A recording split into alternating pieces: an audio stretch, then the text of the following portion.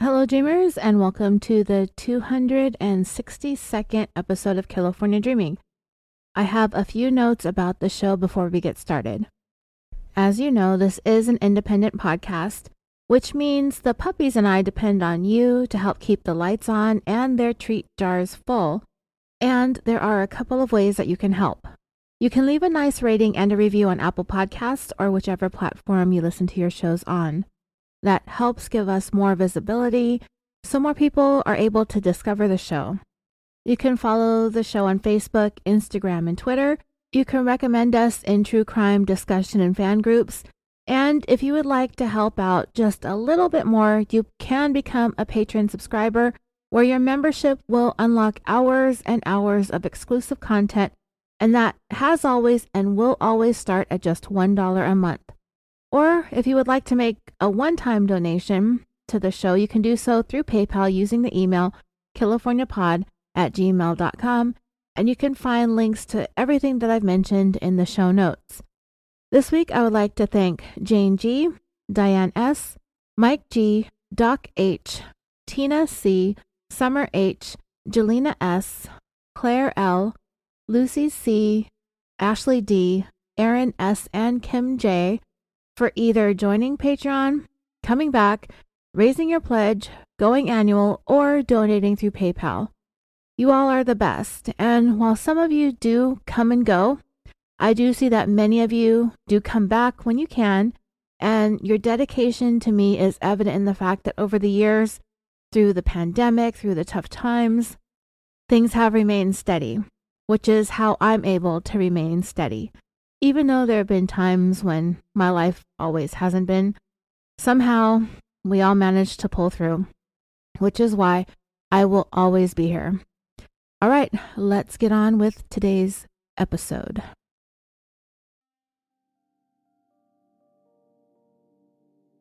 Our story today starts at the Mokelumne River.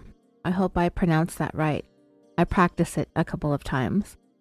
It's 92 miles or 153 kilometers long and is located in Walnut Grove, California, in San Joaquin County, a little more than a half hour or so northwest of Stockton. A fun fact about the river: in June of 2020, when we were all bored to tears in quarantine because of COVID, the river's watershed in Valley Springs, California, they found 5 to 10 million year old fossils that were unearthed, including a Gomphothere, I think that's how it's pronounced, which is an extinct elephant that had 4 tusks, a 2-tusked mastodon, a rhinoceros, a camel, a horse, a tortoise, and a tapir. A tapir, which I didn't know what that was exactly. It's still around. There are about 3,000 or 4,000 of them, but they're endangered. And they really haven't changed much in the millions of years that they've been around. What it looks like is kind of like, some of you may already know, but it looks kind of like an anteater / pig / small elephant, yet it's closely related to the horse and the rhinoceros.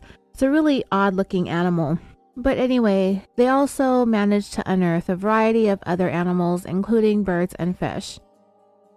Like the rest of North America, the Mokelumne River Basin was originally inhabited by Native Americans until the earliest of the European quote-unquote explorers, mostly from Spain's military expeditions, started coming around the late 1700s into the early 1800s, and the first permanent European settlement was established along the river in 1830 in what is today Mokelumne Hill, which served as an outpost for French fur trappers.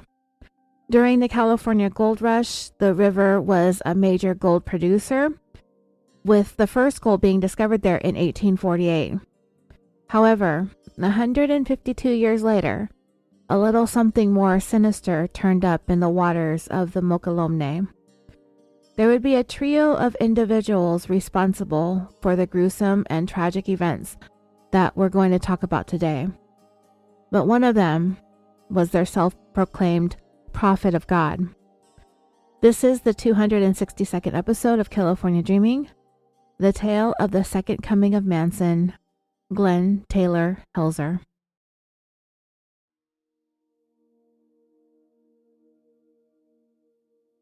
During the summer of 2000, as visitors at the Mokelumne came to relax along the river that wound through the canyon of the same name, it was lined with towering pine trees, and they were there to seek a reprieve from the August heat. However, the peace and tranquility of the area was disrupted when a duffel bag appeared. And then there was another. One after another after another. In all, there were 9. They came bounding to the surface of the river. They washed up along the shore. And according to an article about this story on TrueTV.com, on Monday, August 7th, 2000, that was when the first of the bags was noticed by a gentleman on a jet ski. It had washed up along the bank of the river. He was curious. And as nosy as I can be, I'm not that nosy. And I think all of us know better by now. Some of you listening might have the nerve to go poking around in random abandoned bags, luggage, totes, backpacks, trash bags, rucksacks, drums, and barrels, but not me. No, thank you. But this jet skier, he rode over to where the bag was at. He got off his jet ski and opened it up, and what do you know? Inside was a human torso. Later that same day, an employee at a nearby marina found another bag, less than a mile away, bobbing around near a boat dock.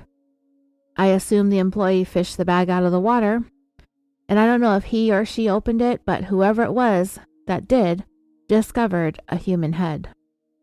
A third duffel bag was discovered by a marine biologist, and it contained yet more human body parts. Eventually, all 9 bags were found. Some of them had to be fished out by specialty dive teams. As it would turn out, the body parts were a mix and match of a total of 3 people: 1 elderly man, 1 elderly woman, and 1 young woman. The duffel bags and the body parts were transported to the Sacramento County Medical Examiner's Office, where it took the better part of 1 week for the coroner to separate out the various body parts in order to piece together which parts belonged to who. Eventually, the victims were identified as 85-year-old Ivan Steinman, his wife, 78-year-old Annette Steinman, and 22-year-old Selena Bishop. And Selena Bishop was someone completely unknown and unrelated to the Steinmans. But the 3 of them were very familiar with the person who made them this way. And these weren't his only victims. And he wasn't working alone. 4 days before the duffel bags started washing ashore along the Mokelumne River, 2 people were found shot to death in a small apartment in neighboring Marin County, in a tiny woodsy town called Woodacre. 45-year-old Jennifer Villarin and her longtime friend / short-time boyfriend, 54-year-old James Gamble. While Jennifer and James were also unrelated to the 2 elderly people, Ivan and Annette, they were in fact connected to the other young victim that had been disarticulated and found along with them, Selena Bishop. Jennifer was her mother, and Selena's father is blues singer, songwriter, and guitarist Elvin Bishop.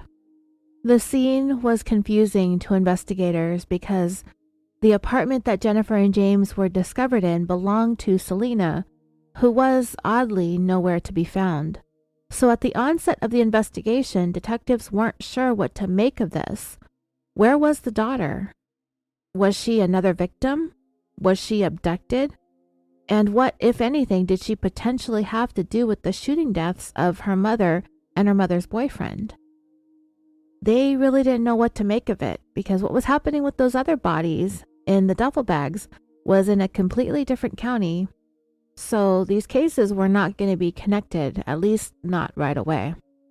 Well, there was, of course, going to be more that happened that same day that the bodies of Jennifer and James were discovered in Selena's apartment. There turned out to be a report of a missing elderly couple made by their daughter, Nancy Hall. Nancy became concerned when she had not heard from her parents for a few days. When she went to their house, things were amiss. she could tell that something just wasn't right when she looked around. Later on that day, the Steinmann's vehicle was found to have been abandoned. And as stated, more than a week later, the remains of the Steinmanns would be identified as those that were found in those various duffel bags, along with the remains of that young woman who was a stranger to them.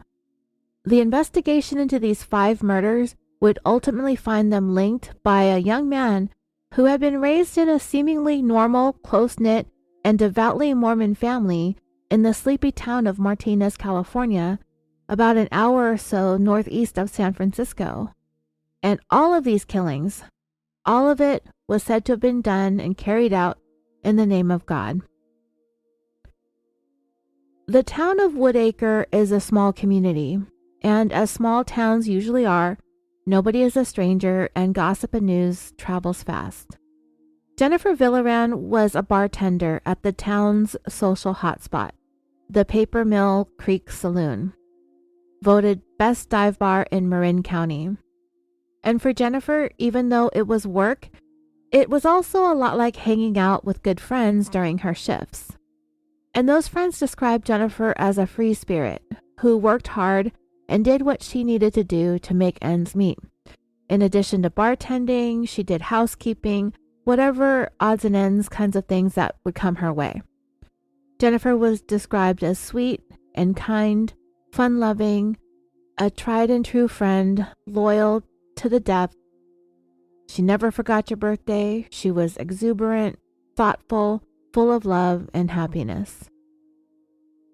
In 1976, Jennifer was in a relationship with and eventually married to blues singer and guitarist Elvin Bishop, who immortalized Jennifer in a song entitled "Fooled Around and Fell in Love." If you're in my Facebook discussion group, I posted a roundabout hint about this episode with a link to a music video of Rod Stewart's 2006 cover of this song. One of you mentioned the Elvin Bishop version being the original, and that you liked that one better. The song was covered again in 2019 by Miranda Lambert, but I thought if I posted both videos, it would be way too easy to figure out what this episode was going to be. The song is about when Elvin and Jennifer met, and the fun that they had together. They had a typical lifestyle when you're in a rock band. And soon, they were expecting their daughter, Selena, which is spelled Selina. The both of them absolutely adored her. When Selena turned 5 and was just about to go into kindergarten, that is when Jennifer decided to leave the rock and roll behind, and she settled into a quiet, stable home with her daughter in Marin County so she could just focus on being a mom.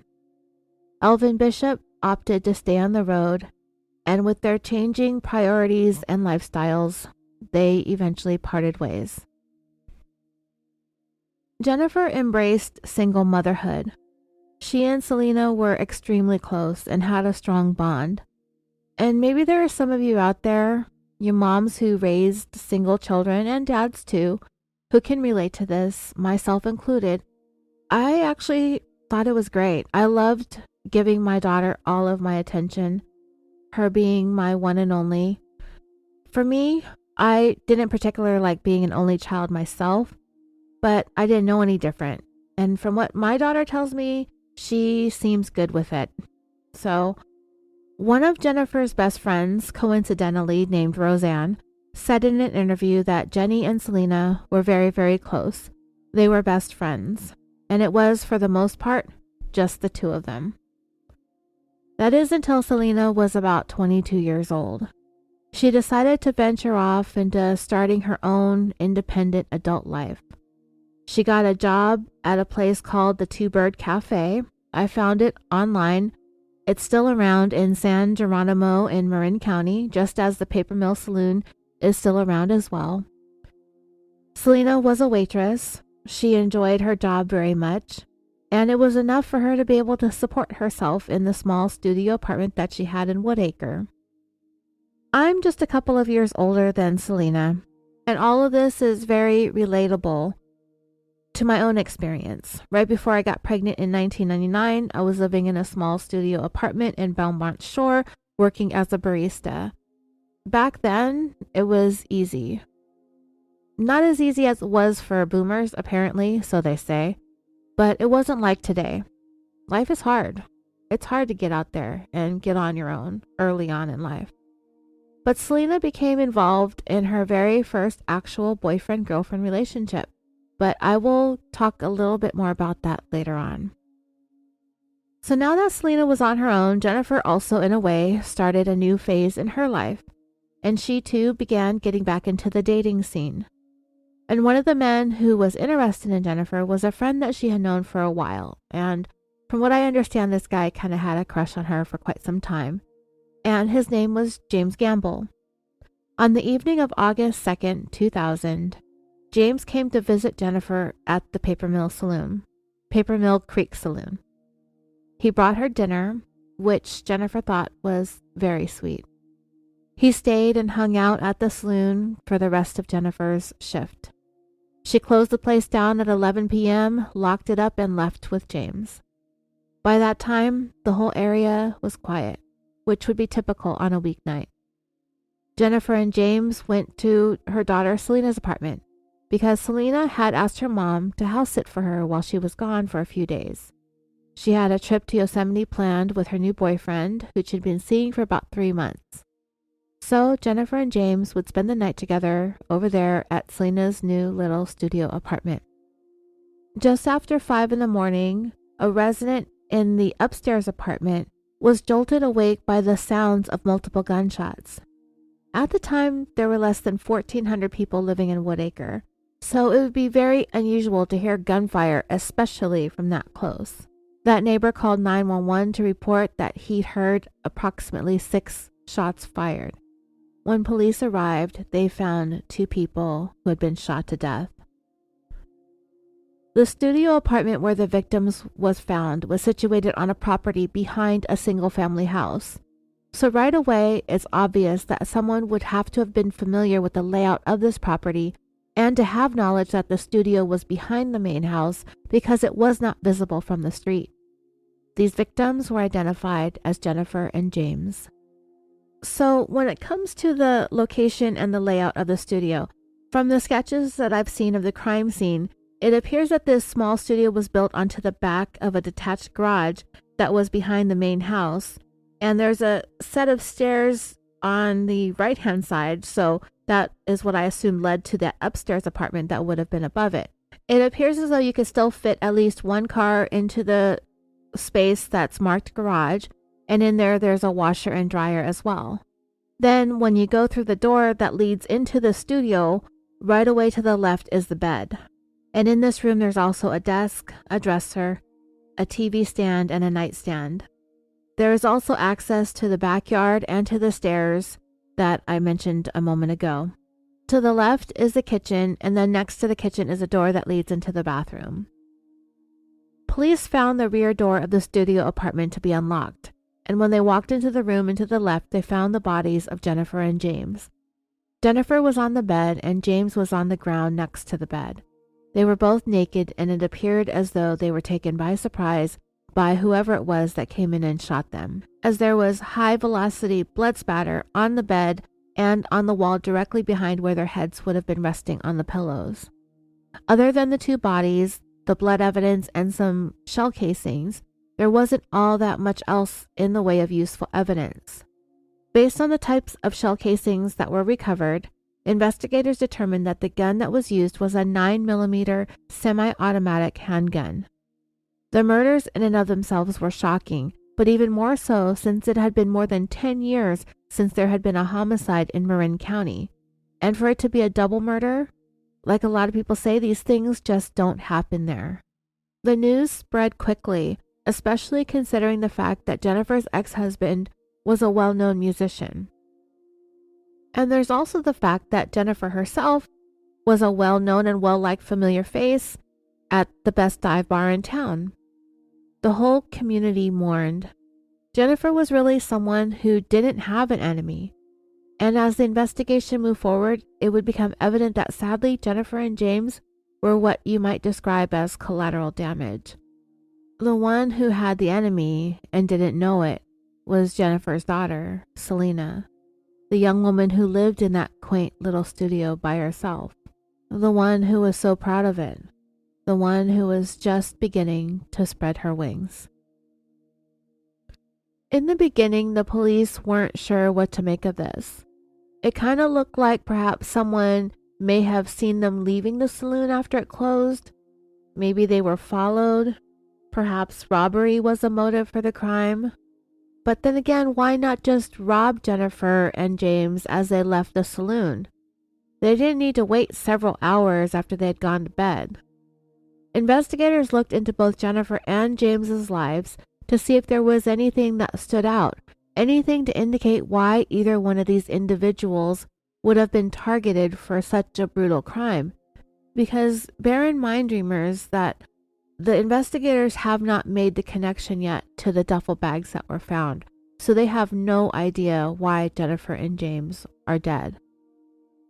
They had been friends for a long time, Jennifer and James, and he had been interested in having a romantic relationship with her for quite some time. James had had a successful career in software prior to retiring, and he retired kind of young to help care for his aging mother, which wasn't too long before he was killed. He traveled with his mom. He would take her to visit his children, her grandsons. By all accounts, James was a good man. He was gregarious and, like Jennifer, outgoing, very fun, kind, and generous, with a great sense of humor. It was a tremendous loss for his family, his aging mother, and his own children. Jennifer and James were good people who nobody had not one negative thing to say about either one of them. They were very much adored and much loved. Nobody could think of anyone who had a problem with either one of them that would cause them to end up shot to death like that. The community was heartbroken over the senseless loss. And that left investigators with 0 leads, 0 suspects to look into, 0 persons of interest to question. So they began to focus on the person to whom the apartment belonged, Selena. But the problem was investigators were not having any luck tracking Selena down. As the search carried on, they were growing increasingly worried that Selena too might be in danger. They're very, very concerned and anxious to find her. Detectives did find out that she had a pager, but if you don't know what that is, then go ask your parents. They got the number, however, Selena was not responding to any of the pages, and nobody had been able to get in touch with her. Not the police, not her friends, not her co-workers, no one. The next day, on Thursday, August 3rd, 2000, Selena was declared a missing person, and flyers went out all over Marin and the surrounding counties. Selena's car, a 1984 Honda Accord, and its information was entered into the system so that if any law enforcement anywhere had any contact with her vehicle, it would come up as stolen and the detectives would immediately be alerted. Selena's aunt, Jennifer's sister Olga, made an emotional plea to the media for Selena's safe return. The whole situation was so confusing. Whenever there's a murder or multiple murders along with someone that's missing, the urgency is heightened because the fear is that person might be the one who did the murders, others might be in danger, or the missing person's life is in jeopardy as well. Everyone was desperate to find Selena with the hopes of finding her safe and figuring out what the heck was going on. In a thing I watched about this case on the Discovery Channel, someone said, "Young women don't go missing in Marin County." So I went to the Marin County Sheriff's website, and sure enough, there's 12 missing persons listed, and only one of them is a woman, and that was back from November of 1999. So yeah, it's still holding true today. Women don't go missing in Marin County. In the meantime, 50 miles or 80 kilometers away over in the city of Concord, California, law enforcement over there had their hands full with a mystery of their own that was just as baffling and unusual as what was happening in Woodacre. 52-year-old Nancy Hall contacted police on the same day that Selena had been reported missing, which was Thursday, August 3rd, 2000, and she was reporting her parents, Ivan and Annette Steinman, missing as well. In speaking to the police officers, Nancy told them that it had been a few days since she had been able to get a hold of either one of her parents. So she had gone over to their house on the morning of August 3rd to check on them. When she walked up onto their front porch, she found that there were 4 newspapers piled up at the door. So for 4 days, nobody had come out to collect the paper. And you know that anyone who still gets the paper delivered, like my dad did until the day he died, it's the first thing that they do as soon as they put the coffee on. They go outside and they get their newspaper every single day. It's like the equivalent of checking our phones first thing in the morning. We don't not do it. My dad rarely let the paper sit out on the driveway past sunrise. And for the love of all things holy, if there ever was a morning that his paper was not there, he had the Orange County Register on speed dial looking for answers as to where his newspaper was at. Seeing as my dad was older than dirt, and the Steinmans were both older than him, I assumed that they too were very much creatures of habit who loved their newspapers and would not have had them piling up like that.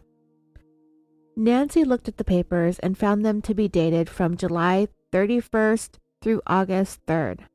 Nancy knew that if her parents were going to travel or be on vacation or otherwise be away from the home for whatever reasons, they would have, 1, told her, and 2, suspended the delivery of the newspapers. As piled up papers used to be a telltale sign of somebody not being home for days. And back in the day, it would be making it a target for that house to be broken into before the days of cameras and ring doorbells and all that stuff that's become somewhat of a deterrent. So Nancy used her key to let herself into her parents' house to look for her mom and dad, but they were nowhere to be found. In addition to that, she found one of their pet cats was closed up in an upstairs bathroom, and their other cat was locked outside with no access to food or water.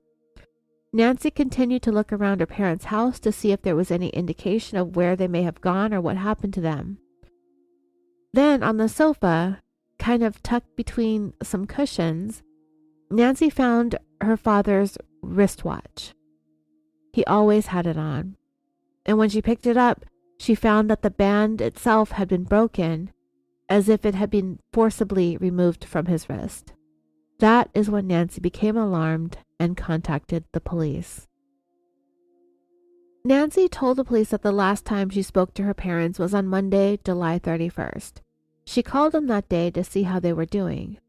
And while Nancy was on the phone with her mom, Annette, she told her that they had company and that they couldn't talk.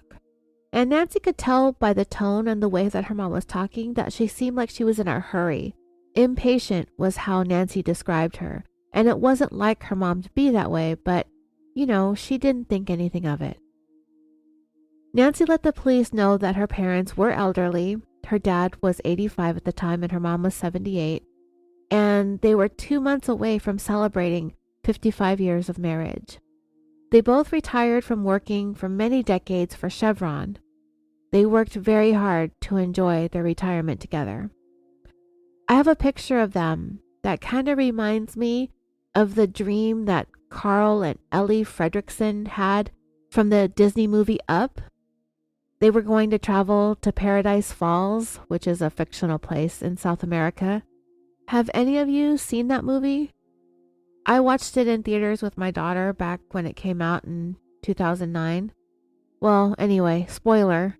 Ellie Fredrickson ends up passing away before they ever get to fulfill their dream of going to Paradise Falls. So Carl was left behind, holding on to his house in an area that's being overrun by developers. Frustrated, he ends up attaching a bunch of helium balloons to his home with the intentions of floating his way to Paradise Falls. And he inadvertently brings along a stowaway wilderness explorer named Russell. If you haven't seen it, I'm sorry about the sidetrack. I saw it with my daughter and we both really enjoyed the movie. I still do. I watch it occasionally. Well, there's a picture that I'm going to share with you on social media of Ivan and Annette that reminds me of what it would have been like if Carl and Ellie had made it to their Paradise Falls.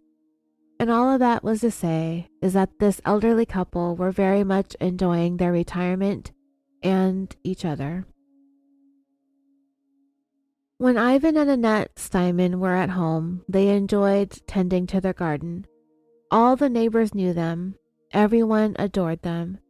They were a very sweet couple, like everybody's grandma and grandpa. And like how I described my dad, the Steinmans were very routine and predictable. So for them to just be gone like this was alarming. And if they were going to go on a vacation, they certainly would have told Nancy, who was one of their 2 daughters that they had. But nobody had heard anything about any trips. Nobody heard anything about anything. The police immediately began searching for the missing couple.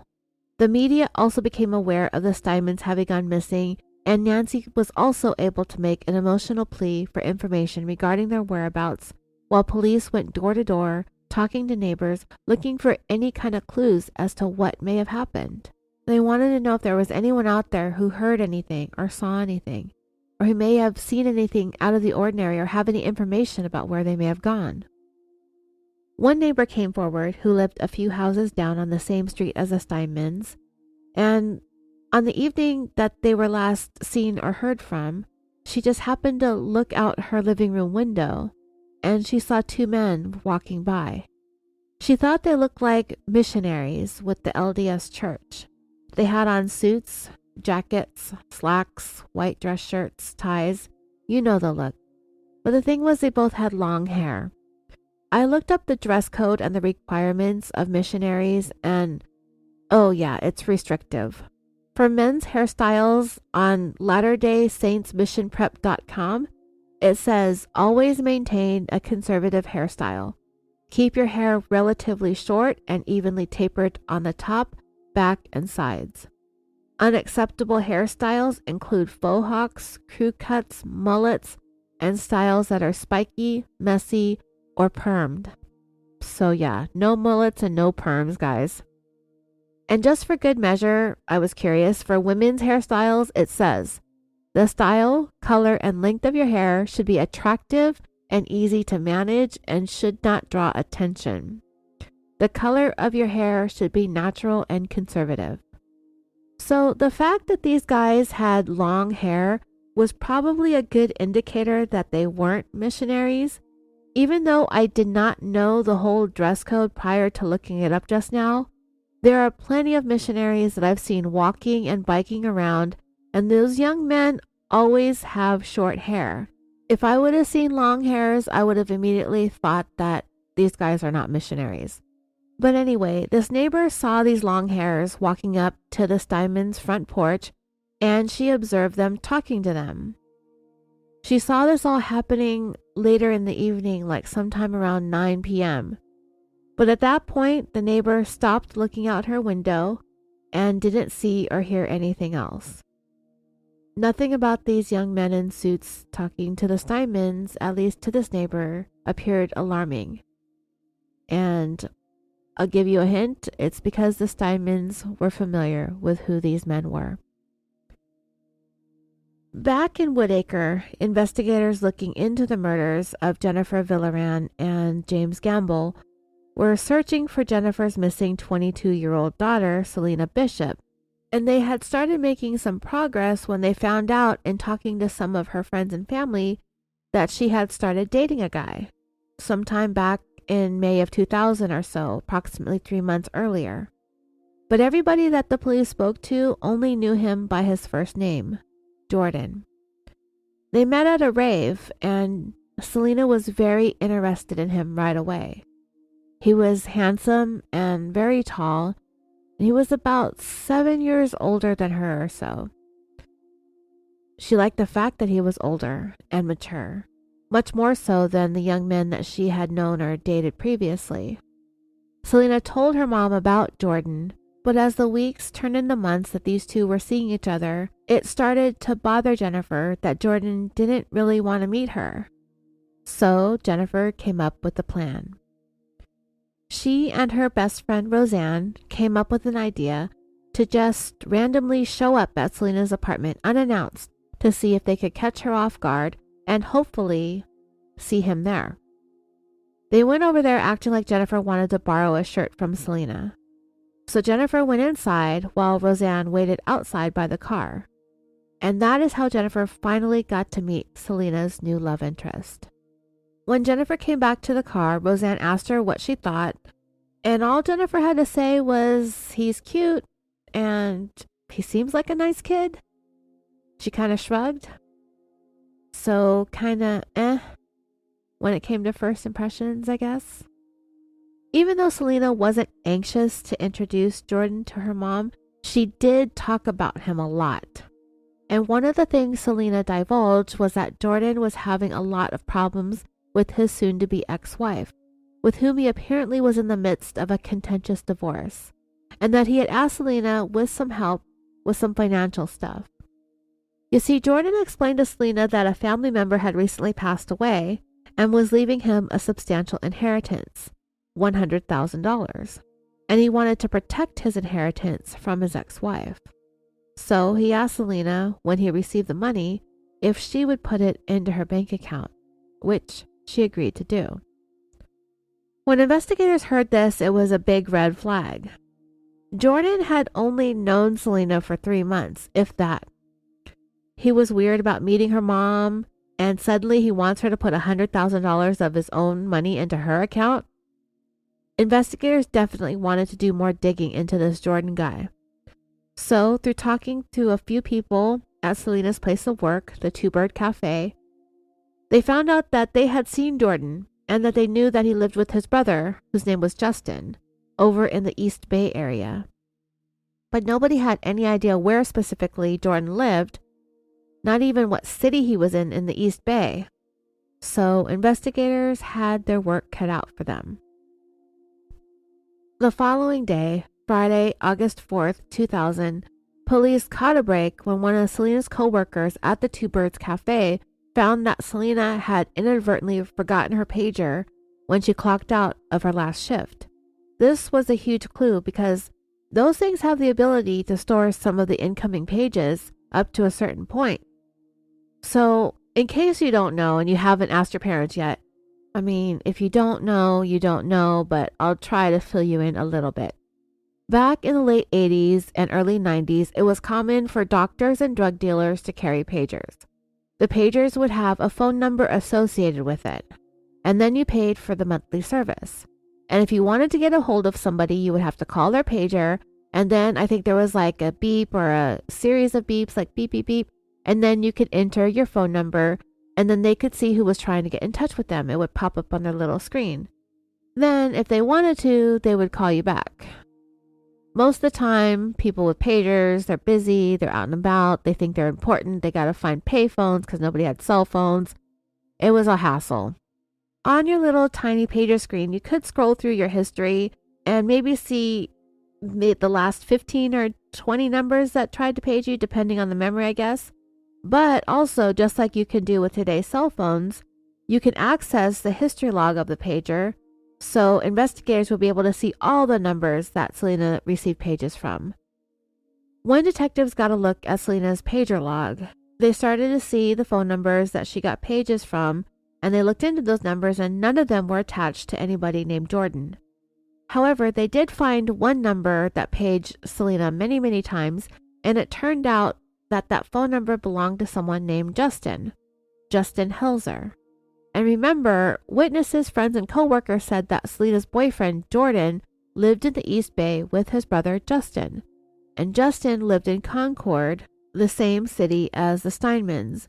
So detectives started taking a closer look at Justin, his background, and his place of residence.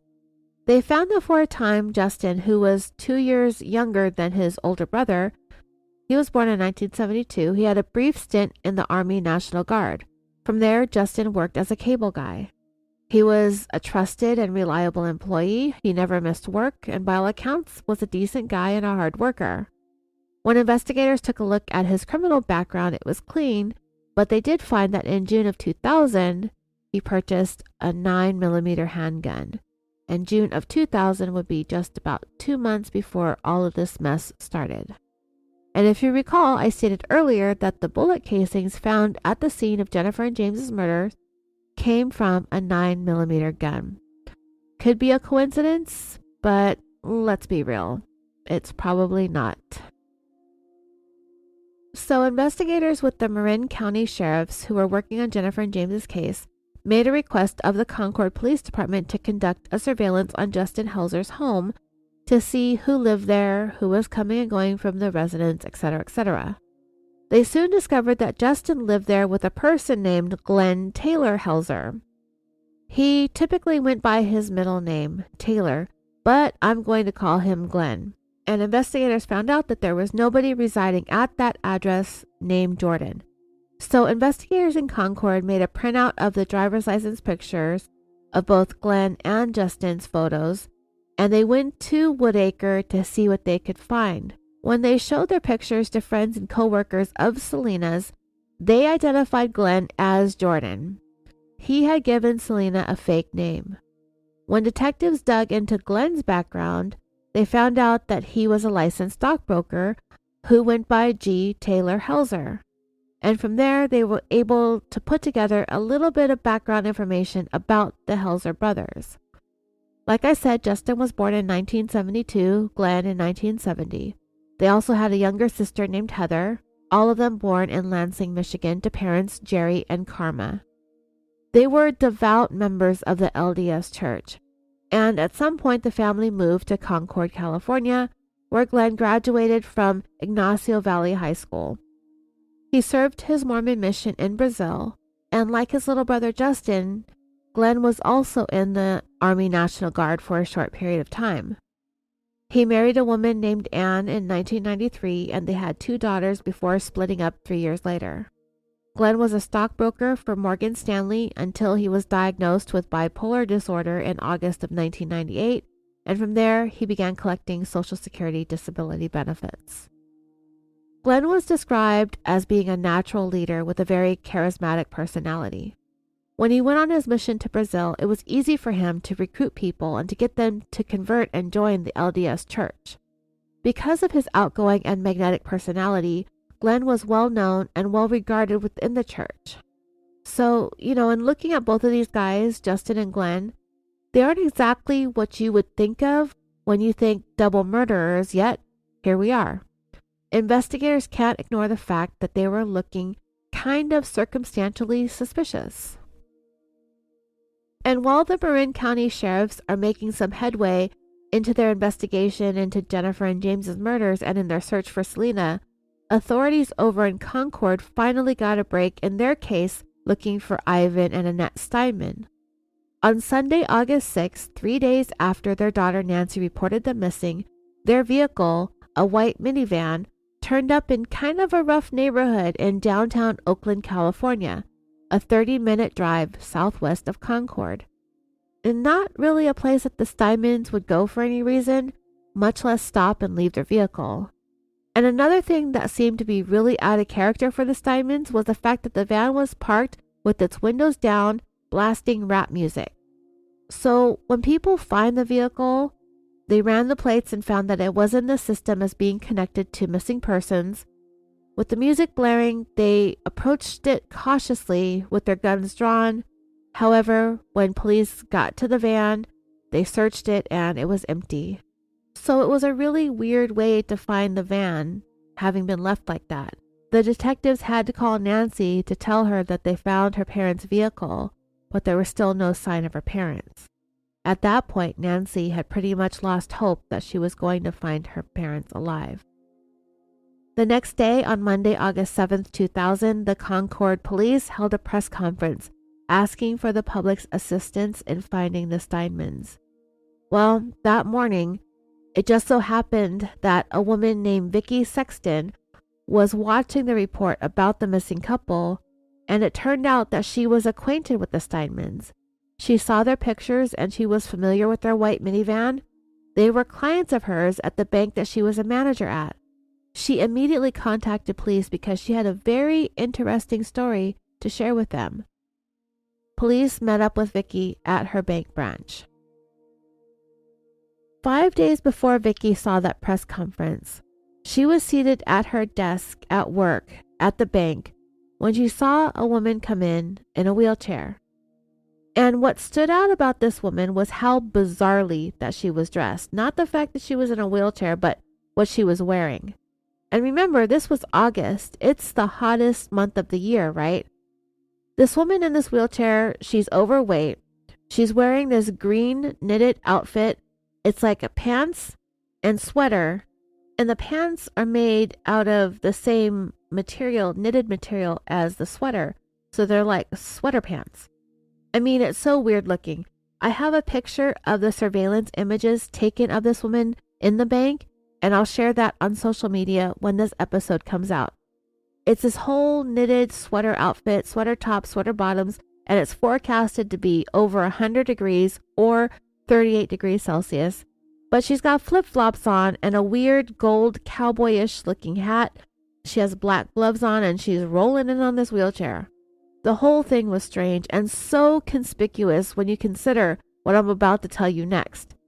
So this woman wheeled herself up to Vicky's desk and asked to speak to the manager. Vicky was like, "That's me." And this woman said that her name was Jackie, and she handed over some checks that were written on the Steinman's investment accounts with Morgan Stanley and requested that the checks totaling $100,000 be deposited into Selena Bishop's checking account.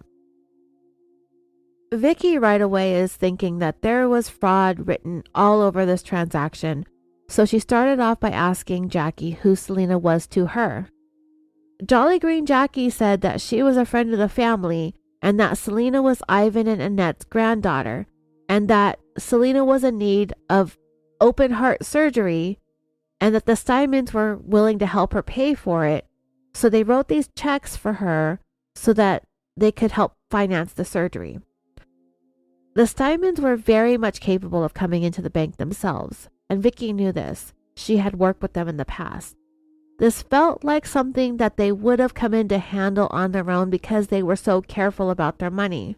So Vicky put a hold on the transaction until she was able to verify that the checks had been written, signed, and authorized by the Steinmans.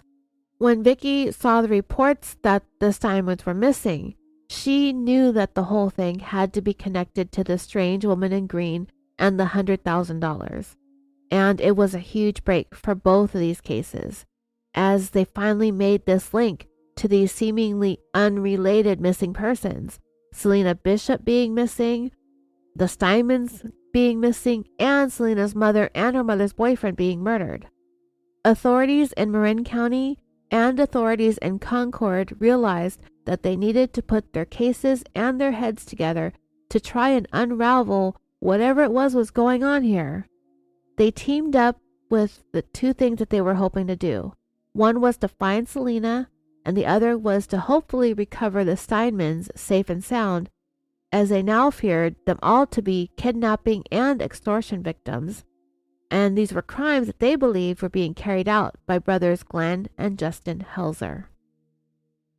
A search warrant for Justin and Glenn's house was obtained in order to try and get a hold of the 9mm handgun that they found was registered to Justin, as they suspected that that was a weapon used in Jennifer and James's murders. They used a battering ram to break down the front door as they announced their presence, and in short order they had Glenn, Justin, and someone who was described as Justin's girlfriend named Dawn Godman detained. But Dawn first linked up with Glenn. You see, Dawn is a heavyset girl and had been her whole life. At the time that all of this was happening, she was 26 years old. She was raised in a very rural area in the foothills of the Sierra Nevada mountains area of California. Dawn didn't really have a stable upbringing, nor a steady place to live. She went from one place to another to another. Dawn was a very unhappy young woman, and for the better part of her childhood and adolescence she had been. She had sunk into a deep depression, and there was at least one known attempt to take her own life. She did get married at 18. I'll tell you a little bit about that more later on. But things changed for the better for Dawn when a friend invited her to Church of Jesus Christ of Latter-day Saints. And it was a thing that Dawn dove headfirst into. She was baptized, and it completely turned her entire outlook on life around for the better. She'd even say that being LDS saved her life. Dawn met Glenn Helzer sometime in 1999. And they're both LDS. Well, Glenn at least used to be. He had been excommunicated because of his illicit drug use. I mean, Mormons are prohibited from drinking alcohol, smoking cigarettes, even consuming caffeinated beverages. So yeah, illegal drugs are like a super no-no. But Glenn apparently still attended Mormon events, and he had met Dawn at one of their singles events. You see, one of the things that's important amongst the younger members of the Mormon church is to find a life partner, to marry and to start a family, so I've heard. It's a necessary part of progressing through life, and you're supposed to stay married for eternity, which is essential to God's plan, something like that. I mean, lots of churches have single events, but I seem to hear about it a lot every time the LDS church comes up in any of our cases. And it feels like that there's tons of pressure to find someone to get married to before you reach a certain age. I'm sorry, I don't really know a whole lot about the constructs and philosophies of the Mormon religion. This is not a religious podcast, and I am by no means a theological scholar. I just know what Google will reveal to me. So, Glenn met Dawn at an LDS singles thing, and he was the one that went up to her, which was a thing Dawn really wasn't used to. Glenn Helzer was tall, I guess marginally good looking. He kind of reminds me of a young Scott Stapp before he jumped off a balcony and broke his face back in his younger days during the arms wide open early days of the band Creed. So Glenn was the one who made the first move on Dawn, and she was immediately taken by him. And you get the impression that whatever Glenn's angle was, he was definitely seeking out young, vulnerable, impressionable women. In short order, Glenn asked Dawn to come and live with him and his brother at their place in Concord, which she accepted. It's been reported that Glenn and Dawn had sex on at least one occasion, also very much against the tenets of the LDS church. But anyway, getting back to the search, Dawn would be the least of the interesting things that investigators would find inside the Helzer property. And it wasn't just interesting things that they were finding, there were somewhat disturbing things. They found links of rope, duct tape, a taser, leg irons. I mean, there are plenty of people who have rope in their garage, or duct tape, perhaps, maybe even a taser. But leg irons? In all the crazy cases that we've had, I don't think we've ever seen leg irons anywhere except in court. So they have all these implements that can be used to control people, to bind them, to prevent them from getting away. Like if you're going to kidnap somebody, like what was suspected to have happened to Selena, Ivan, and Annette. However, the thing that gave investigators the chills was when they ran across some documents that had the names of Ivan and Annette Steinman on them inside the Helzer home. As investigators were processing the scene and gathering up all of this incriminating stuff, Glenn somehow managed to run out of the house and down the street, and the guy had nothing on but boxers. He hopped some fences, he wove in and out of some people's backyards, and just like that, Glenn Helzer was in the wind. The police, the community, and the surrounding areas became very, very worried very fast now that Glenn was somewhere on the run, because this guy had become the prime suspect in this crime spree across at least 2 Northern California counties, involving some missing persons and at least 2 murders. Eventually, Glenn made his way to the back door of a home, and a woman was there at the time. And when she saw Glenn knocking at the door, she accidentally mistook him for a friend of her son's, so she opened it. He ended up forcing his way in before she even had a chance to realize that she had made a terrible mistake. Glenn issued a threat telling this poor woman that he would kill her if she tried contacting police. He went into the kitchen and took a knife out of the butcher block in order to keep this woman compliant. He then told her that he needed some clothes and he needed some scissors, all of which she provided for him. He then got dressed, put on some shoes, and then he took the scissors and lopped off his long hair. I have a picture of that too, which I will post. So as soon as Glenn had this new look, he fled from this woman's home. Thankfully, he left her unharmed, at least physically. And from there, she was able to call police to report what happened.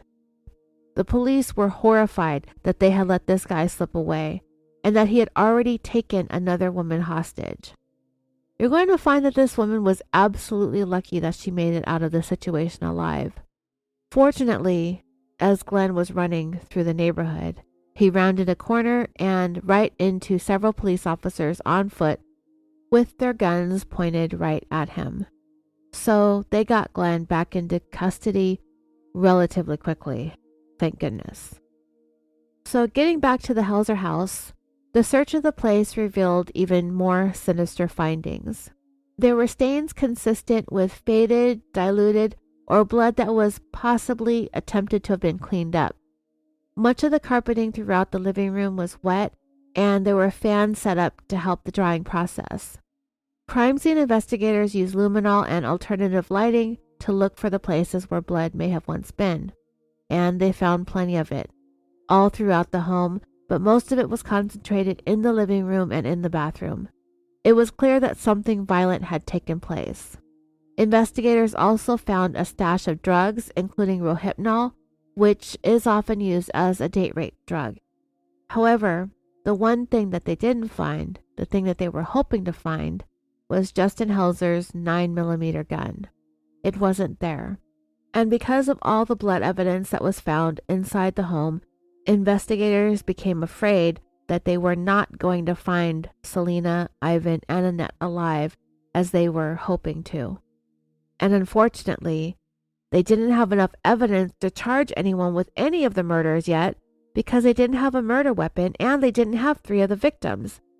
So for the time being, they were only going to be able to charge Glenn with breaking into that other woman's home where he threatened her with a knife and robbed her and cut his hair, and they were going to be able to levy some drug charges against Dawn and Justin, but that was as serious as it was going to get at that point.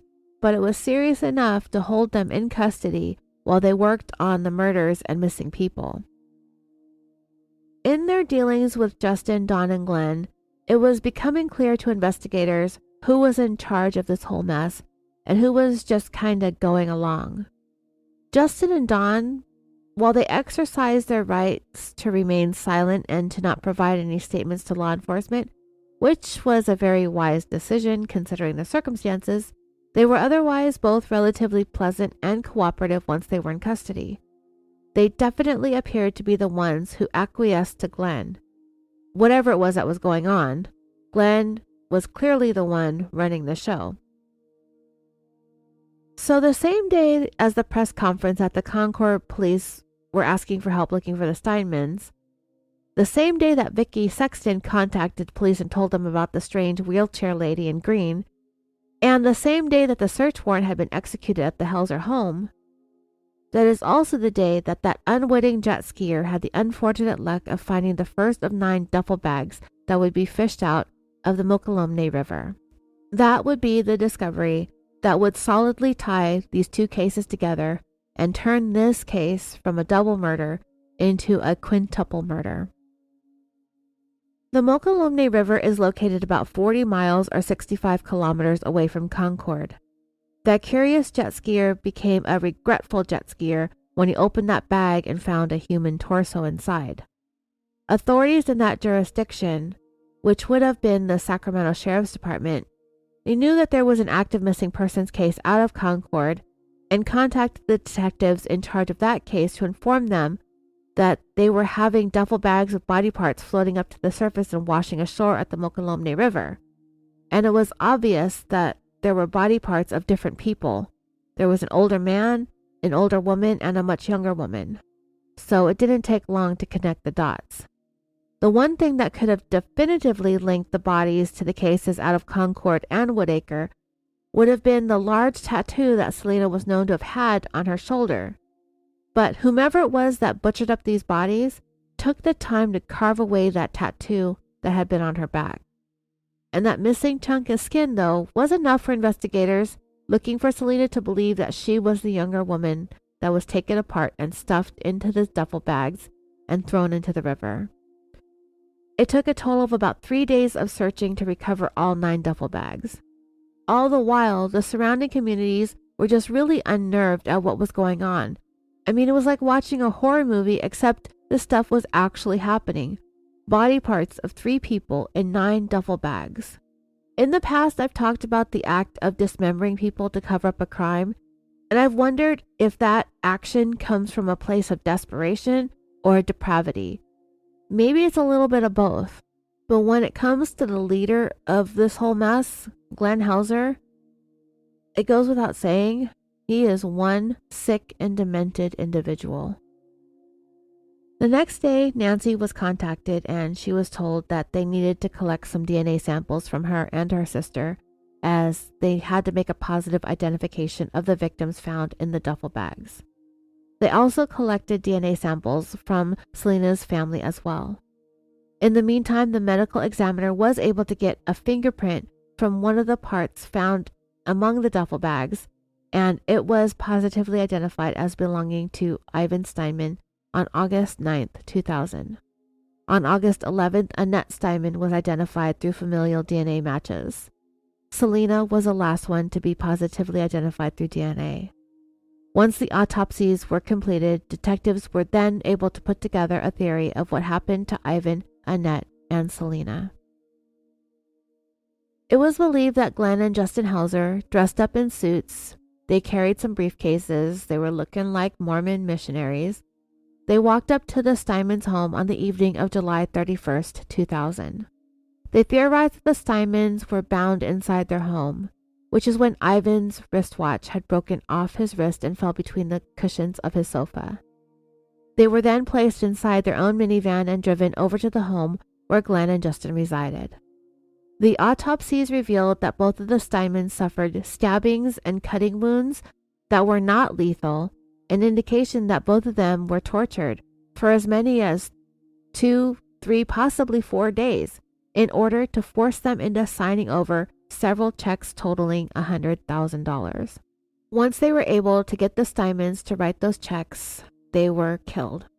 Annette's throat was slashed, and Ivan's head was bashed into the ground until he was dead. Selena's cause of death was determined to also be blunt force trauma to the head, along with the throat slashing. DNA evidence found in the Helzer home linked the brothers to the murders of all 3 victims. Vicky Sexton, the bank branch manager, was able to positively identify Dawn Godman as Jackie, the woman in the wheelchair in the green sweater suit. However, what they weren't able to connect anyone to was the shooting deaths of Selena's mom, Jennifer Villarin, and her boyfriend, James Gamble. So the investigation into that carried on in an effort to try and make that definitive connection, because they were sure that Glenn and Justin Helzer were responsible for their murders as well. In taking a look at the phone records at the Helzer home, detectives found a phone number that appeared repeatedly in the days and weeks leading up to the 5 killings, and that phone number belonged to a 30-year-old Concord woman named Deborah McClanahan. She was brought down to the police station and interviewed about what, if anything, she may have known about the Helzer brothers and what they'd been up to. It turned out that she was acquainted with Glenn. And oddly, she was not only Mormon, but also a practicing Wiccan, and she described herself as being a part of Glenn's quote-unquote inner circle. So you wouldn't think that it was possible to be a Wiccan Mormon, but apparently it's a thing with at least one person on this planet. But whatever Deborah was, the one thing that she definitely was a follower of Glenn's. During questioning, Deborah told investigators that just a couple of days earlier, Glenn, Justin, and Dawn had come by her place with a small safe and asked her if she could store it at her place. She did not ask what was in it, but she figured that it was drugs and that they were trying to hide it somewhere other than their own house. Well, it turned out to be a treasure trove of damning evidence. The safe contained Ivan and Annette's wallets with their credit cards and ID cards, along with several of their checkbooks. Selena Bishop's wallet and her ID card was in there as well. And most importantly, investigators found the 9mm handgun that they had been desperately looking for, along with boxes of ammunition. That was the thing that would link the Helzers to Jennifer and James's murders. So investigators finally had enough to charge Glenn Helzer, Justin Helzer, and Don Godman with 5 counts of murder, kidnapping, extortion, robbery, burglary, and false imprisonment. But they didn't quite have the whole story just yet. That would be a thing that Deborah McClanahan would open up to investigators about once she realized the gravity of the crimes that these 3 individuals were being charged with. She had more information for authorities about what was going on behind the scenes with Glenn in particular. Obviously, these crimes were being committed in order to extort money from the Steinmans, but things went much deeper than that in terms of what the money was going to be used for, and nobody ever expected to hear what they ended up being told by Deborah. So everybody in this so-called inner circle of Glenn's believed him to be a prophet of God. Yeah, these people who were responsible for this strange and horrifying crime spree in the summer of 2000 all came to believe that Glenn Helzer was brought to earth by God to carry out an important mission, and that mission was to hasten the second coming of Jesus Christ. Remember, Glenn was a very charming individual with an outgoing personality, and that his younger brother Justin always looked up to him. Justin's personality was very much more subdued than Glenn's. He was painfully shy and introverted, though he was active in sports throughout high school and active with the church. However, one of Justin's main goals in life was to seek and win his older brother's approval. And Glenn, throughout their lives, pounded this idea into his little brother's head. Glenn was number 1, and Justin was number 2. After they graduated from high school, both Glenn and Justin completed their Mormon missions. Glenn went to Brazil, Justin went to Texas. When they both got back to California, Justin found work as a cable guy and Glenn a stockbroker at Morgan Stanley. In 1993, Glenn married a woman that he had been dating named Anne, and they had 2 daughters. They separated in 1996. According to Anne, Glenn just one day decided that he was over being married and he was over being Mormon. His ex-wife would later testify that Glenn wanted a life outside the LDS church, that the confines of the religion were starting to get to him, and he just wanted to have a normal life. So yeah, we can all see how well that went. Normal life outside the LDS church meant indulging in all of the forbidden things, according to Glenn's ex-wife. Drinking, drugs, smoking, sex with women outside of marriage. Glenn grew his hair out and started wearing all black, and maybe he showered once or twice a week, if that. Glenn was excommunicated from the LDS church in 1998 for these forbidden behaviors. After that, Glenn began developing his own ideas and philosophies about religion. And if anyone ever disagreed or challenged him about it, he would argue his points until the other person would just give up. One of the ideas that Glenn invented was the notion that good and evil do not exist, that society was stuck in this archaic and outdated system of standards, that things are either right or they're wrong, that they're either good or they're evil, and it was his idea that neither of those things existed. I mentioned earlier that Glenn left his job at Morgan Stanley and went on disability. He allegedly had some sort of nervous breakdown at work, which led to a diagnosis of bipolar disorder. Over time, Glenn's religious beliefs became more arbitrary, erratic, and it centered all around himself. He was a self-proclaimed prophet of God, and he claimed to have direct communications with him. When it came to their accomplice, Don Godman, she was a lot like both of the Helzer brothers in that she had been pretty lost in life. She didn't have any friends in high school. At the age of 18, she hastily got married.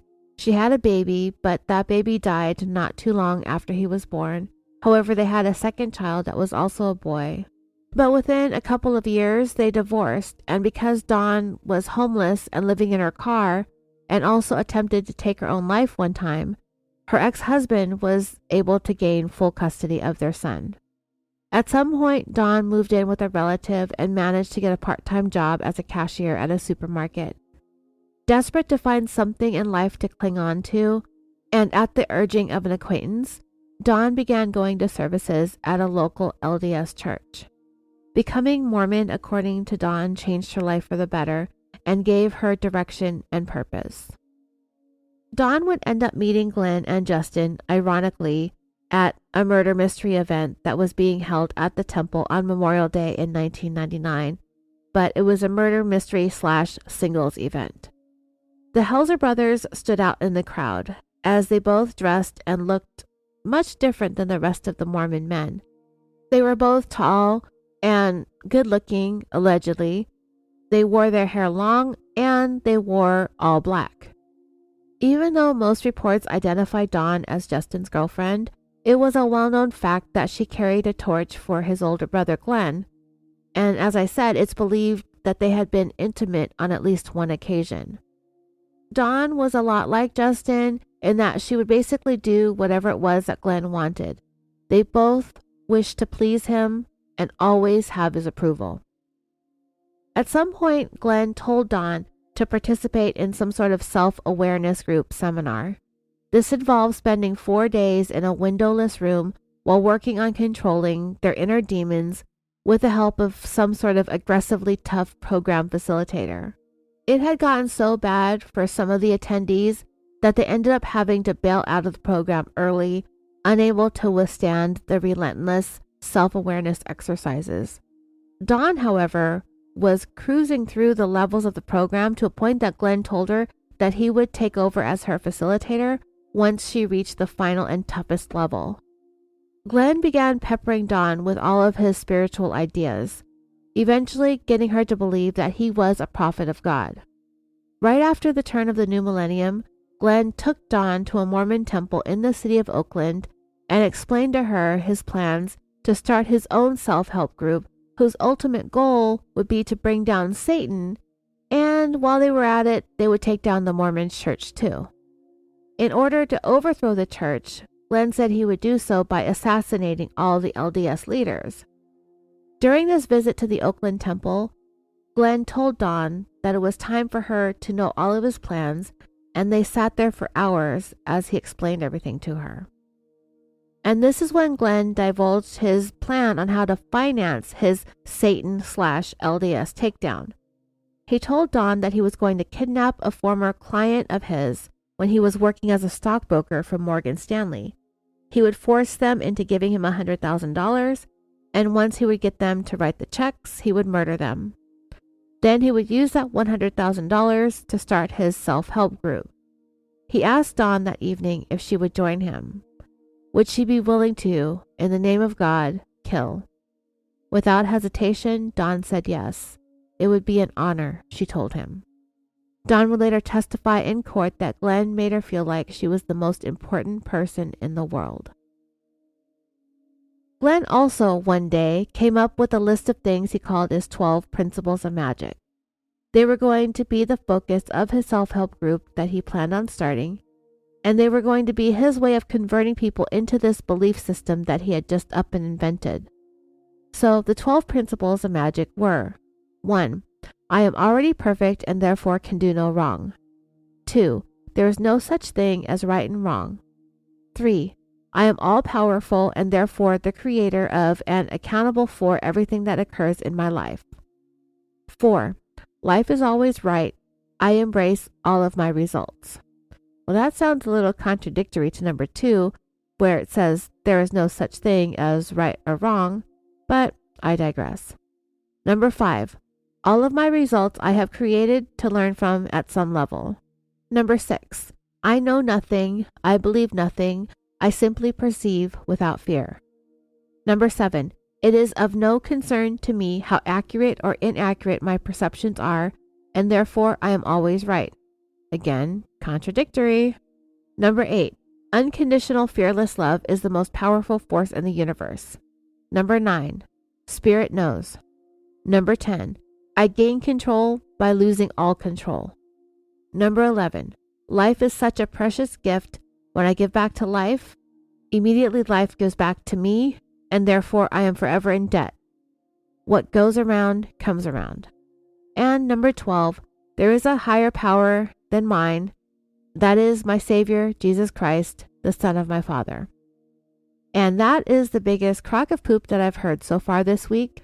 And it's still early in the week, but even so, that's probably not going to change. Way to justify being an absolute menace to society with no accountability for anything, right?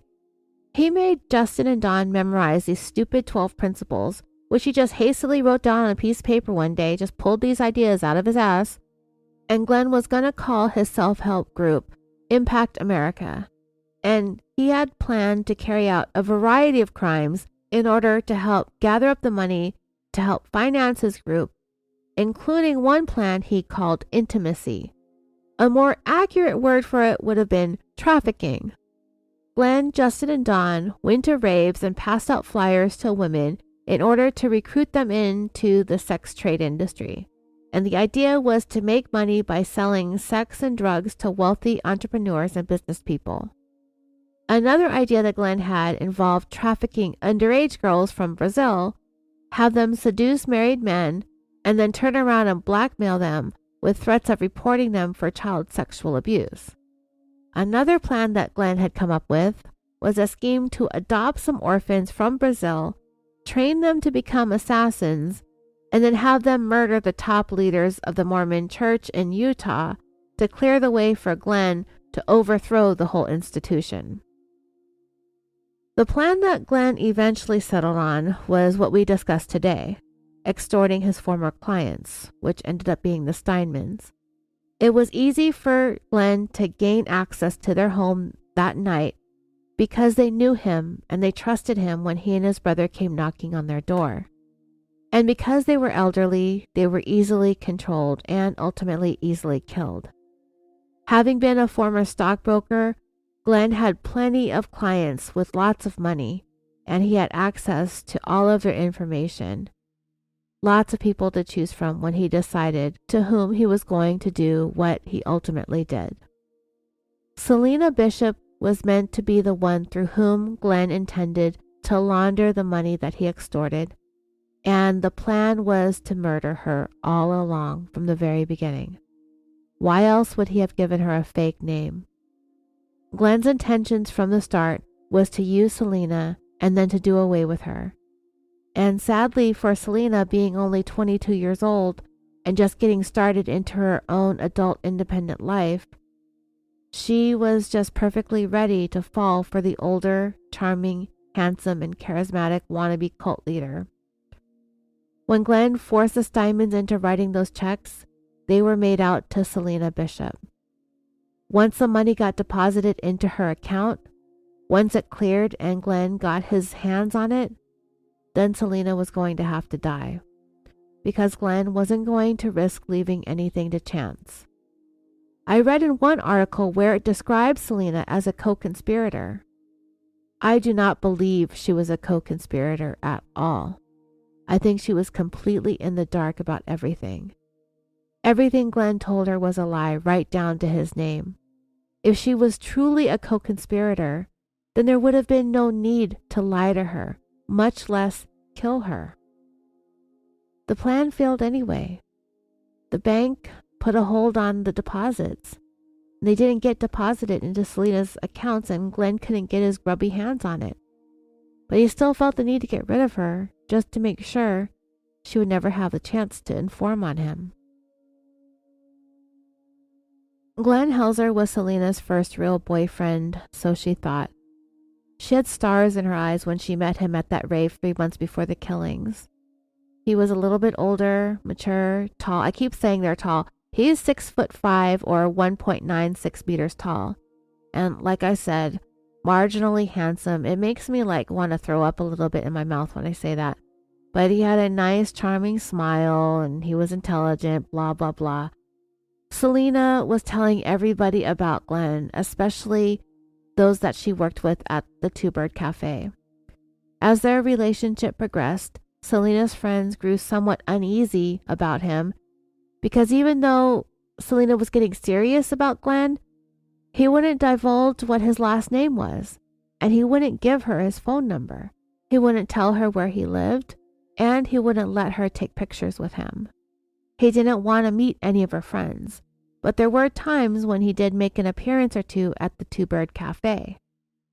He certainly didn't want to meet Selena's mom or any of her other extended family, which led to at least one of her aunts to think that seemed pretty shady. It made sense once Selena went missing and turned up murdered and dismembered that was Glenn's purpose from the start. He was the one who talked her into moving out of her mother's house and into that small rental studio. He even had a key to the place. That way he would have Selena isolated from her mom in order to carry out his plan. He was going to use her to cash those checks and then dispatch her. That's how evil and sinister this guy was. He charmed her and romanced her, knowing all along that he intended to murder her. Towards the end of her life, Selena was becoming a little bit fed up with the way Glenn was always so secretive, and he was moody. One minute he would be loving and caring, and in a split second he would be cold and detached. Selena was pressuring him to finalize his divorce from his wife, because she really wanted their relationship to progress. All the while, Glenn's objective was to extort the Steinmans, have Selena put the money through her account, and then get rid of them all. The investigation revealed that in the weeks prior to the kidnappings, extortion, and murders, Glenn had purchased a reciprocating saw at Sears. That was the saw that was used to cut everybody up, and it was recovered when the house was searched.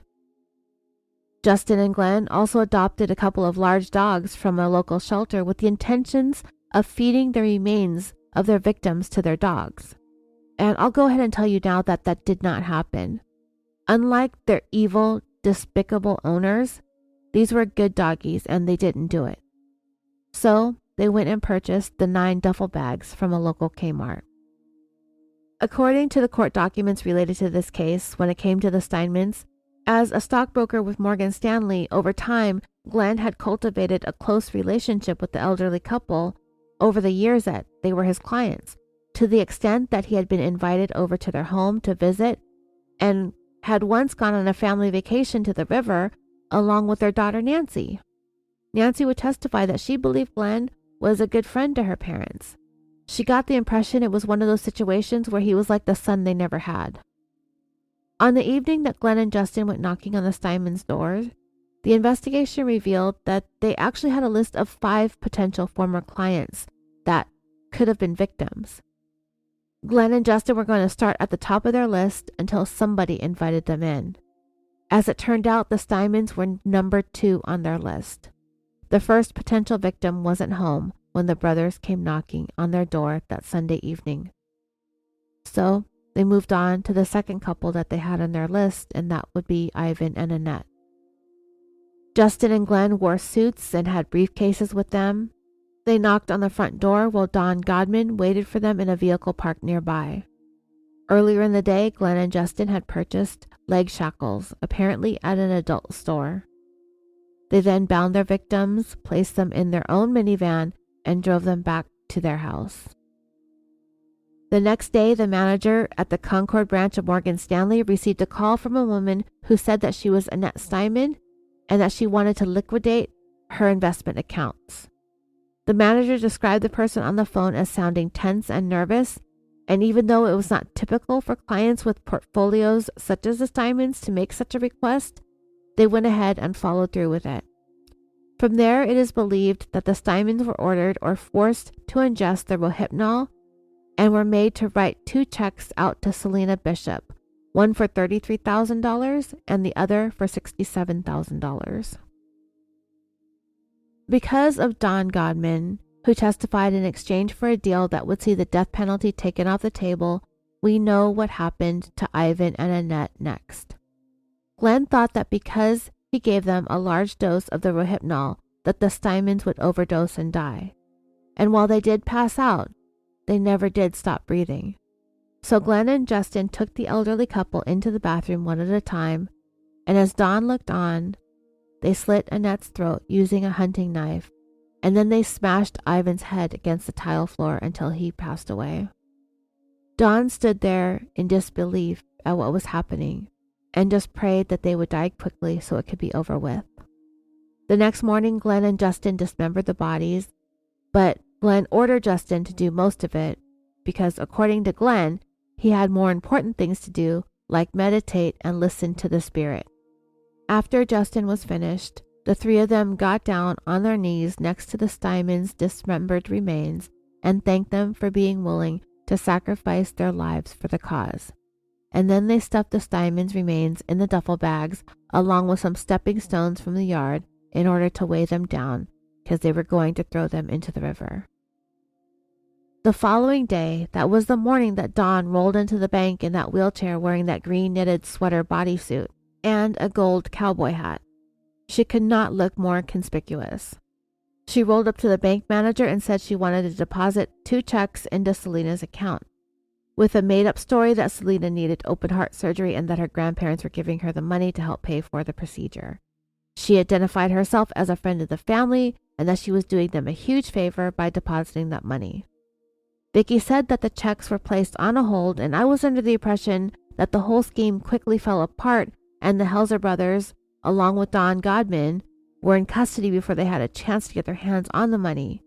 But investigators did say that the checks did get cashed. However, they did not provide details as to who cashed them or when it happened. But there were reports from some alleged sources closest to the case who opined that Selena did cash checks through her account, but ended up having regrets and threatened to go to the police, prompting them to murder her too. So how did Selena wind up dismembered and intermingled with the Steinmans in those 9 duffel bags?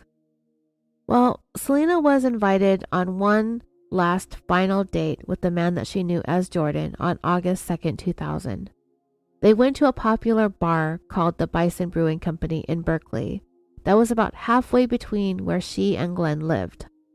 A bartender said that the couple had met there frequently during that summer, and they blended in amongst the locals as well as the college students who stayed in town through the summer. Glenn was late that evening, as usual, so Selena had asked the bartender for a change so she could make a call from the payphone. The bartender would later testify that Selena was exasperated and said that she wasn't even sure why she was dating this guy before walking out the door to use the payphone outside. Before long, Glenn arrived and they sat down together at a table near the window. They sat close to each other as they whispered their conversation to one another. The bartender brought them a couple of beers and would testify later that he thought that they were a cute couple, but didn't think their personalities meshed. Glenn was always quiet, spaced out and distant, while Selena was always friendly, smiling, with a very bubbly personality. It was obvious to the bartender that Selena was way more into Glenn than Glenn was into her. On that night, the bartender said that Selena was in a really good mood because she and Glenn were planning on driving up to Yosemite National Park to go camping. So it would have been the first time that they did something like that together as a couple. For Selena, it was going to be fun and romantic, and a chance for them to spend some quiet time alone, a chance for them to get closer, and possibly she would be able to learn more about Glenn. After they finished their beers, the bartender saw Selena take Glenn by the hand, and together they walked out of the bar for the final time.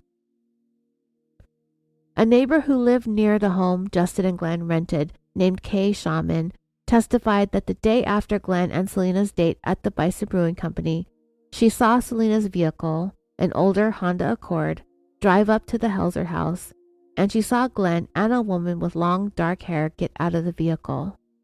The couple shared a kiss before he brought her inside. It would be the first and the last and only time Selena would ever be at Glenn's place of residence. It would be Don Godman who provided the details of what took place next. Shortly after they went inside the house, Glenn offered to give Selena a back massage. In the living room, Selena laid face down on the carpet, probably really thrilled that he was actually offering her a back rub. As Glenn massaged her, Justin came into the room quietly, with a hammer in his hand. They had on some music, so she was not aware that he had entered the room. You can imagine what Selena's state of mind was. She'd been waiting for Glenn, or Jordan as she knew him, to finally open up and start doing sweet romantic things with her and for her.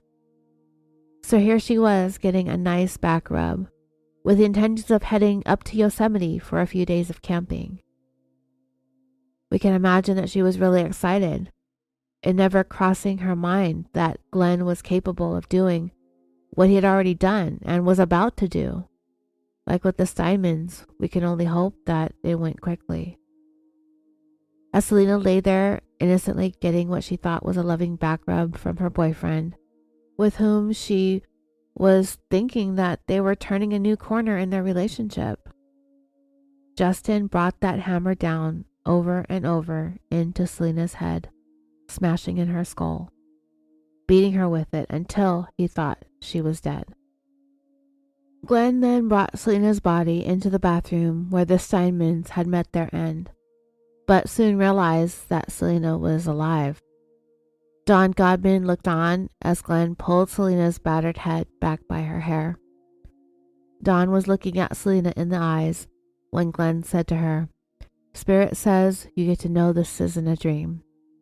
At which point, he slit Selena's throat with the same knife he used to finish off Annette Steinman, bringing their total number of murders to 3. Dawn confirmed in her testimony that the plan was for Selena Bishop to die from the start. All Glenn wanted from her was to use her bank account to deposit the Steinman's money into. But after killing Selena, there was still yet another problem to contend with, and that would be Selena's mother, Jennifer. All along, Selena wanted to introduce her new boyfriend to her mom, but Glenn, aka Jordan, didn't want to meet Jennifer.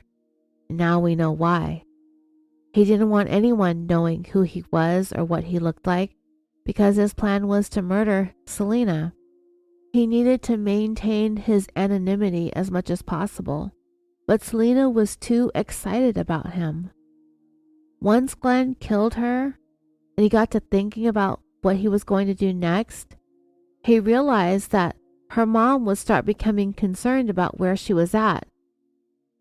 There was that one time when Jennifer was fed up with not having been introduced to her daughter's new love interest, so she randomly showed up at her apartment under the guise of needing to borrow a blouse.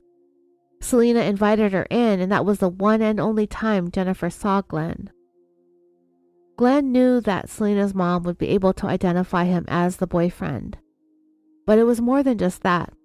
Selena told her mom everything, including the fact that they were supposedly going to go camping in Yosemite. And when she told her mom that she was taking that trip for a few days, she asked her if she would house sit while she was gone. Glenn knew that Jennifer would be expecting Selena to come back from that trip in one piece, literally, right? Well, Glenn literally did exactly not that. And because of that, Glenn decided that Selena had to die too. On August 4th, 2000, just before sunrise, neighbors near the studio apartment behind that single-family home in the tiny community of Woodacre were startled awake by the sound of gunfire. As she had promised her daughter, Jennifer had shown up at her apartment after her shift ended at the Paper Mill Creek Saloon. Unfortunately, that romantic gesture of James's, bringing her that dinner and joining her for the evening at Selena's place, would end up costing him dearly. Just as tragic as Selena's end had come, how she had been anticipating spending some quality time with someone she thought that she was having a budding romance with, Jennifer and James, who had been longtime friends, were growing close as well. They enjoyed a really nice night, and they went to bed together in Selena's apartment. Remember, Selena moved out of her mother's house and into this apartment at Glenn's suggestion, likely telling Jennifer so that they could have some privacy, but the truth was he didn't want to have to come around Jennifer's mom because Selena was to die within months of knowing him. Dreamers, We have had lots of boyfriends, girlfriends, husbands, wives, and partners kill each other across the more than 300 episodes of this show that we've had, both here and on Patreon. But I think this is one of the first times, if not the only time, that we've had a killer begin a romantic and intimate relationship with someone with the intentions of murdering her at some point in the not too distant future. I have no words for what a monster this man is. Because they got this apartment together, Glenn had a key to it. Knowing Jennifer would be there house sitting, he went over there before dawn, figuring that he'd catch her asleep and completely off guard. He knew exactly where everything was. He had been there many times. He had spent many nights there. He helped Selena move in and assemble her furniture. I don't know if Glenn managed to completely surprise Jennifer and James as they lay there, or if they ever heard him coming at all. But I do know that Glenn was taken by surprise when he found James was there too. But even if they did hear anything, the two of them basically had no time to react, as both of them were shot in the head as they lay in bed. Whatever it was James managed to do, he ended up on the floor next to the bed. So, he didn't get far. A neighbor who rented an attached upstairs apartment named James Soliday was jolted awake by the sounds of the gunfire, and then just seconds later, he heard the sounds of footsteps at a running pace, and then he heard the sound of a car racing away from the area. James Soliday came down the stairs and through the door of the apartment below him, where he found Jennifer and James. Neither one of them were moving, and both of them were covered in blood. He called 911. The following day, August 4th, 2000, is when Nancy Hall called to report her parents, the Steinmans, missing after being unable to get a hold of them for several days and finding those newspapers piled up on their porch. Later on that same day, Selena, who was scheduled to be back at work, failed to show up for her shift, so her co-workers became concerned as well. She would end up being reported missing when it was realized that nobody was able to find her after getting word that her mother had been murdered in her apartment. A neighbor of the Helzer brothers would later testify at trial that on that same day, August 4th, when she got home from work, she apparently was very close by when she saw the brothers pulling out of their driveway in their truck. They were towing 2 jet skis and had a bunch of duffel bags in the bed of the truck. A truck similar to Justin's was captured on surveillance going over a bridge that crossed the San Joaquin River. The truck had a trailer attached to it with 2 jet skis on it. 2 days after this, on August 6th, that's when the Steinmans minivan was found abandoned in that neighborhood in Oakland. Remember, it was found with its windows down and the rap music playing loudly. In the back of the van, investigators found a chainsaw and a sawhorse. Fingerprints were lifted and they came back as a match to Justin and Dawn. Also on that day, a professional carpet cleaner was hired to clean a large stain in the living room of the Helzer brothers' home. The carpet cleaners testified that as they worked on getting that large red stain out of the carpet, Justin and Dawn sat in the dining room having lunch, watching them as they cleaned. Justin told the carpet cleaners that he didn't know what the stain was. One of the carpet cleaners suggested that perhaps it was Kool-Aid. Justin said, "Oh yeah, we spilled Kool-Aid." I mean, seriously? My daughter's dad was a carpet cleaner, and there were some times when I would go with him on some of his jobs, and I think I've mentioned this in a past episode, but there was this one time we were called to this really beautiful, sprawling home in Anaheim Hills, and the gentleman who lived there led us to the master bedroom, and they had some really nice dark tan Berber carpeting, and at the foot of the bed in this room was a blood stain. The rest of the carpet was spotless, and the gentleman explained to us that his wife had attempted suicide by slitting her wrists. I was like, dang, it was really strange being in that home afterwards. But the one thing that I'm fairly certain of is that there's no mistaking blood for Kool-Aid. The only Kool-Aid that would have been in this story was the Kool-Aid Glenn Helzer was serving up with all of his religious baloney, and that these two, Justin and Dawn, were drinking. In the end, Glenn, Justin, and Don were all charged with a total of 18 felonies, including kidnapping, extortion, and 5 counts of murder. Don Godman cut a deal and agreed to testify against the Helzer brothers in exchange for a 38-year sentence. Today, Don is 49 years old and is currently housed at the Central California Women's Facility in Chowchilla. She's going to be up for parole in just about 8 months in January of 2024. Glenn Helzer, in a surprising move, ended up entering a guilty plea in 2004. His little brother Justin pleaded not guilty by reason of insanity, but a jury convicted him in March of 2004 on 11 counts, including kidnapping, extortion, and murder. His attorney argued that Justin had suffered from mental illness and was nothing more than someone who was ordered around by a dominant, narcissistic older brother. An expert testified on his behalf, stating that Justin really did believe that his brother was a prophet of God and was unable to understand that the murders he was helping to commit was morally wrong. This argument fell on deaf ears as the jury unanimously convicted him. As they went into the penalty phase, Justin made an outburst in the courtroom, stating that he just wanted this to be over with, that he just wanted to die. This caused his mother to burst into tears, prompting the jury to be removed from the courtroom for a period of time. Justin offered his apologies to the judge and explained that he was just being truthful.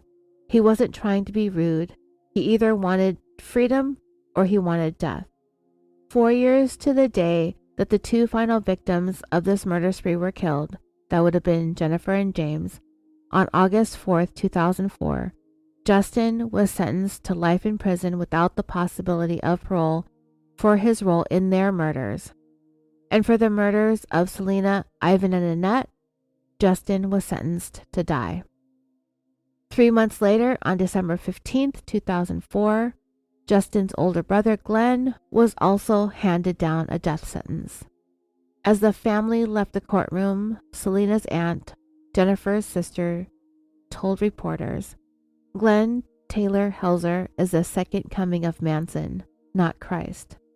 Today, Glenn is 52 years old, and he is condemned and would normally be at San Quentin's death row. He has a mugshot from there, I think from sometime around 2007-ish. But on the California Inmate Search website, it says that he's currently being housed at the R.J. Donovan Correctional Facility in San Diego. I'm not sure why, but it's not like California is busy executing anyone anyway. Sometime in 2010, Justin attempted suicide by ramming some pens into his eyeballs. He survived, but the injuries left him blind in both eyes and with some brain damage. On April 14th, 2013, Justin committed suicide by hanging while incarcerated on death row at San Quentin. An unfinished letter was found in Selena's apartment that was discovered by investigators when searching the little studio that she was so proud of. Selena had been writing this letter to a longtime friend in the days prior to her death. In part, she wrote, "I have everything I need right here. I don't know when I've ever been happier in my life." Thank you all for listening. And until next time, sweet dreams.